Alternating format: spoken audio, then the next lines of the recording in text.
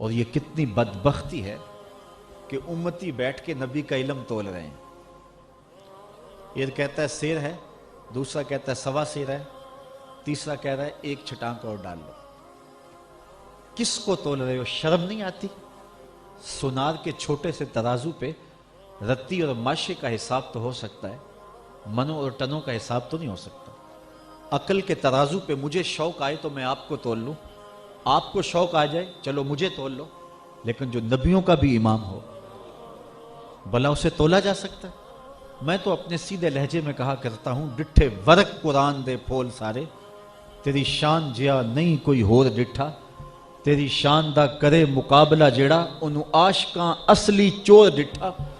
کوئی نور آکھے کوئی بشر آکھے، پیندہ رات دنے ایہو شور ڈٹھا. اللہ والیاں گل مکا دیتی تساں ہور ڈٹھا اساں ہور ڈٹھا.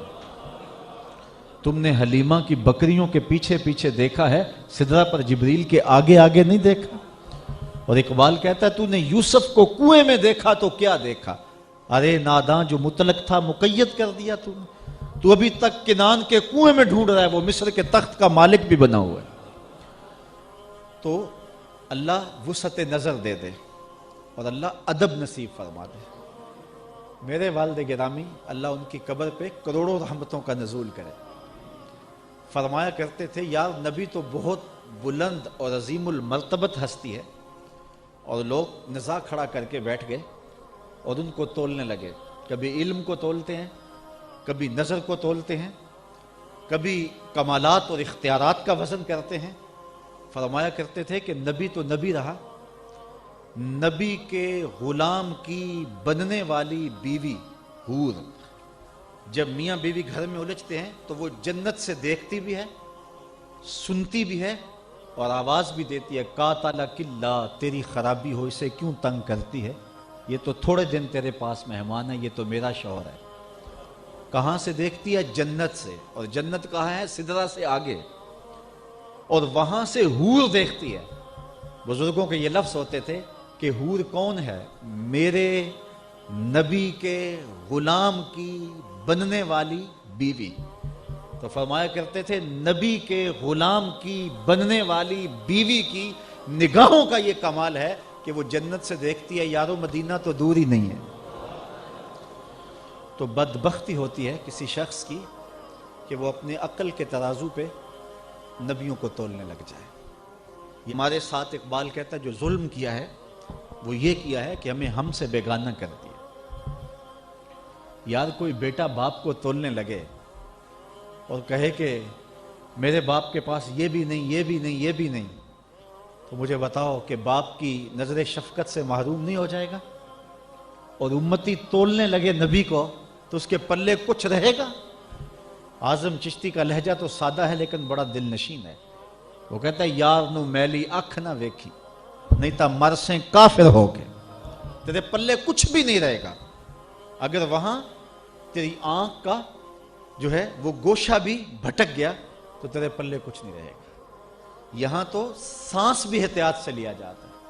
یہ اتنی نازک بارگاہ ہے. عزت بخاری کا شعر ہے، اقبال نے اپنے کلام میں درج کیا، ادب گاہیست زیر آسماں از عرش نازک تر، نفس گم کردہ می آئے جنید و با یزیدی جا. یہاں تو جنید بغدادی اور با یزید بستامی آئیں، وہ بھی سانسوں کو روک کے آتے ہیں. اللہ اکبر. وہ بھی سانسوں کا شور، کہتے ہیں کہیں بے ادبی نہ ہو جائے. ایک بزرگ تھے ساری زندگی مدینہ المنورہ کی یاد میں تڑپتے رہے کہ کہیں وہ دیار نور نصیب ہو جائے، حضور علیہ السلام کے روضے پہ حاضری نصیب ہو. عمر کے آخری حصے میں مقدر جاگا اور دیار حبیب کی حاضری نصیب ہوئی. تلامذہ مریدین کا حلقہ ساتھ تھا اور قدم قدم پہ آنسو ٹپکتے ہیں. اللہ آپ کو نصیب کرے. جب یہ آپ کو معلوم ہوتا ہے کہ میرا ویزا لگ گیا ہے تو پھر آنسو نہیں تھمتے. پھر ہر دن اور ہر لمحہ اور ہر سانس ایک مہک لیے ہوئے طلوع ہوتی ہے، ایک عجیب کیفیت ہوتی ہے. تو پھر قدم قدم پہ آنسو، وارفتگی، کیفیات کا جہاں. جب حضور کے شہر نور میں پہنچتے ہیں اور روضہ انور کے پاس جاتے ہیں، مواجہ شریف کے روبرو حاضر ہوتے ہیں، تو چند لمحوں کے لیے رکے اور آگے بڑھ گئے۔ تلامذہ اور مریدین کا خیال کچھ اور تھا کہ عمر بھر کی حسرتیں ہیں، کتنے دکھڑے ہیں جن کی گٹھڑی باندھ کے لائے ہیں، حضور کے سامنے رکھیں گے تو پتہ نہیں کتنا وقت لگ جائے گا، لیکن یہ چند لمحے رکے اور آگے بڑھ گئے۔ مریدین کی توقع کچھ اور تھی، انہیں حیرت ہوئی۔ ہر شخص کی کیفیت اپنی ہوتی ہے۔ ایک کیفیت یہ بھی ہے کہ ایک بوڑھا حضور کے روضہ انور کے قریب سے گزرنے لگا تو اپنے بڑھاپے کو آواز دیتا ہے، پکارتا ہے کہ اے بڑھاپے، تو نے مجھے کہاں کہاں نہیں گرایا اور میرے ساتھ کیا کیا ستم نہیں ڈھائے، آج تو کہاں چلا گیا ہے؟ اے ذوف مدد کر، در احمد پہ گرا دے، دربان کہیں اٹھ، کہوں اٹھا نہیں جاتا۔ تو ایک کیفیت یہ بھی ہے، لیکن اس کی کیفیت نرالی تھی کہ 2 لمحوں کے لیے رکے اور آگے بڑھ گئے۔ خیر، تلامذہ نے، مریدین نے پوچھا، حضرت بات سمجھ میں نہیں آئی، ہمارا خیال تھا کہ بچپن سے سلگتے ہوئے، روتے ہوئے اور مدینے کے انتظار میں تڑپتے ہوئے زندگی گزری، تو آج موقع آیا ہے تو دل کی حسرتیں نکالیں گے، پتہ نہیں کتنی گٹھلیاں باندھ کے لائے ہیں دکھوں کی جو حضور کے سامنے کھولیں گے۔ لیکن ظہوری کہتا ہے دکھ درد کے ماروں کو غم یاد نہیں رہتے، جب سامنے آنکھوں کے غم خار نظر آئے۔ اور ایک شاعر بولا، یہ الگ بات ہے کہ تم آئے ہو تو کوئی نہیں، ورنہ درد تو یہاں ہزار رہتے۔ تو کہا حضرت سمجھ نہیں آئی، تو فرمانے لگے تم نے اب پوچھ لیا تو سنو، میں نے سانس روکنے کی مشق کی ہوئی تھی، جتنی دیر تک سانس رکا رہا حضور کے روبرو کھڑا رہا، جب سانس چلنے لگا تو میں آگے بڑھ گیا، کہیں سانسوں کا شور بے ادبی نہ بن جائے۔ محبت والوں کے تو یہ انداز ہوا کرتے ہیں، پیار والوں کے تو یہ طریقے ہوتے ہیں۔ اور کہاں کہ ترازو گاڑے جا رہے ہیں اور اس کو تولا جا رہا ہے جو تولا نہیں جا سکتا، اس کو ناپا جا رہا ہے جو ناپا نہیں جا سکتا۔ تو محبتوں کا فقدان ہو گیا اور سینے سے وہ نور چھن گیا اور نقصان ہو گیا۔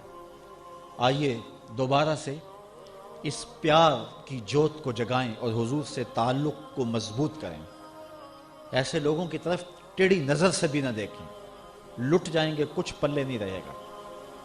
حضور علیہ السلام کے حوالے سے انتہائی حساس ہو جائیں اور اپنے آقا و مولا کے ساتھ بلا مشروط محبت کریں، اور حضور علیہ السلام سے الفت کا ربط اور رشتہ ایسا جوڑ لیں جو لازوال ہو اور کبھی ٹوٹنے نہ پائے۔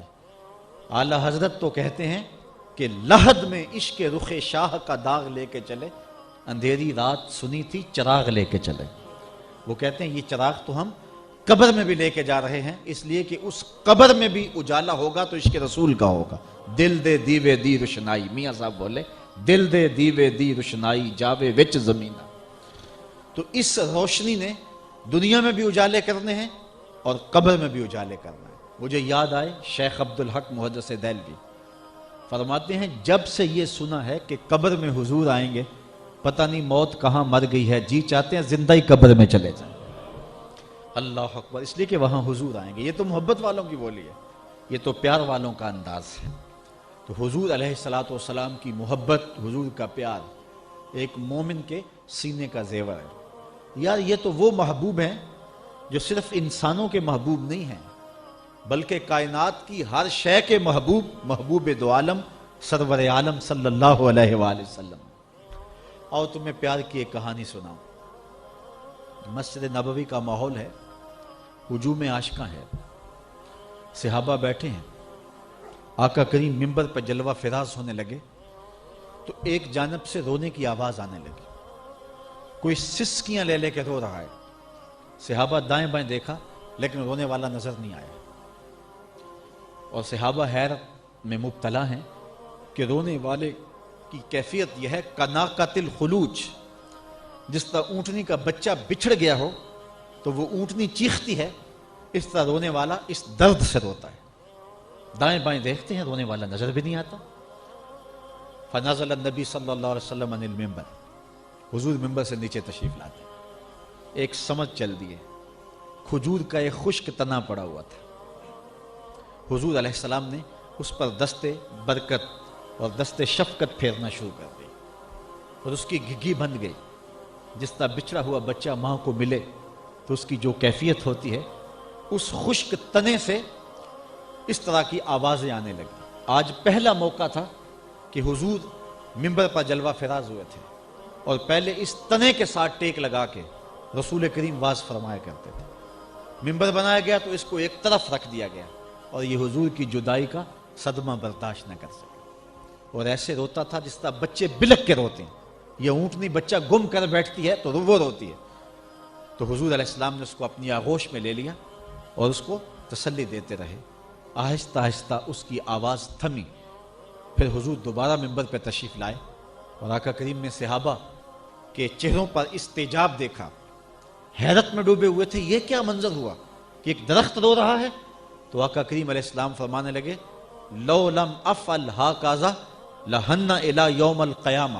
اے صحابہ، اگر منبر سے اتر کے اپنے عاشق زار کو یوں تسلی نہ دیتا تو یہ قیامت تک روتا رہے.